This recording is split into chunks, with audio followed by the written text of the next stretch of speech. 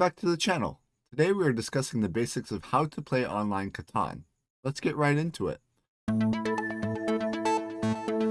start the game, the player in first position places one settlement on any side of any hex. They also place a road, pointing it toward the direction they wish to expand to. The second player follows, then the third, and then the fourth. But here's the interesting part. Fourth position gets to go twice in a row. The turn order actually flips, known as snake draft. Keep in mind that when placing your settlement, there always needs to be at least one space gap in between someone else's structure. The second settlement that you place gives you one resource of all touching tiles to start the game with. After everything is placed, the starting player begins the game by rolling the dice. All players' turns are exactly the same. Roll, build, trade. Rolling must be done first, but building and trading may be done in any order as many times as you'd like. Immediately after rolling, look to see what number was rolled and how it corresponds to the board, adding both die values together. If your settlement or city is touching a number that rolled, you get cards. For example, two players are sharing a 5 and it rolls. They both receive a resource from that tile.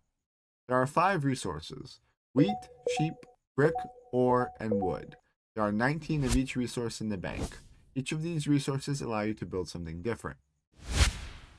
There are 4 things you can build in Catan: roads, which cost a brick and a wood; a settlement, which is one of everything except an ore; a city, which is 2 wheat and 3 ore; and a development card, which is 1 ore, 1 wheat, and 1 sheep. Settlements are always worth 1 point, meaning you initially start the game with 2 out of the 10 required points to win. If you want to build a city, you upgrade an existing settlement into that city. The city is worth 2 victory points, and now grants 2 resources instead of 1 when it rolls. If you want to build another settlement, you'll need roads. The general rule is, you need at least 2 roads in one direction, following the 1 space gap rule previously mentioned. Don't have what you need? Not to fear, there's a trading mechanic.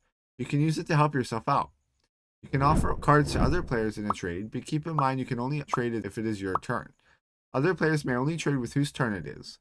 If no one is interested in trading with you, you may offer 4 of the same card to the bank for 1 card of your choice. If you have a structure on a port, you may do a cheaper exchange with the bank. A 3-to-1 port allows you to trade 3 of the same resource to the bank for 1 of whatever you want, and a specific resource port lets you trade 2 of that resource for 1 other resource.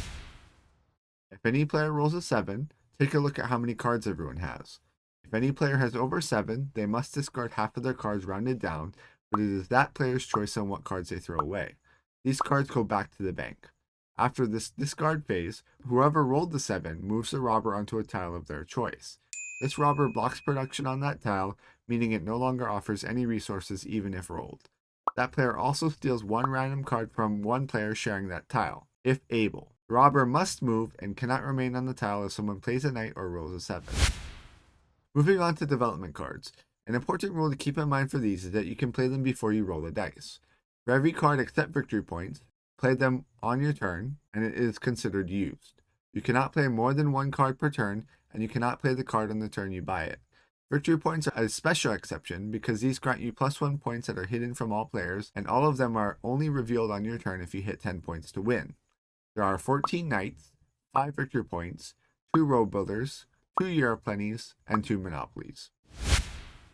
Knight. Replace the robber and steal a card from a player. Road building. Build 2 roads for free. Year of Plenty. Take 2 resource cards of your choice from the bank. Monopoly. Select a resource. All players have to give you all cards they have from that resource. Victory Point. Gives you 1 victory point. These are 2 alternative ways to score points. The longest road means you need 5 consecutive roads to earn +2 points. The other is the largest army, which you earn from playing 3 knights, granting 2 points. If a player plays more knights or more consecutive roads, they steal these 2 points from you. And that's it. If you have any additional questions, feel free to ask them in the comments below. Have a great day and stay tuned for future content. Thank you.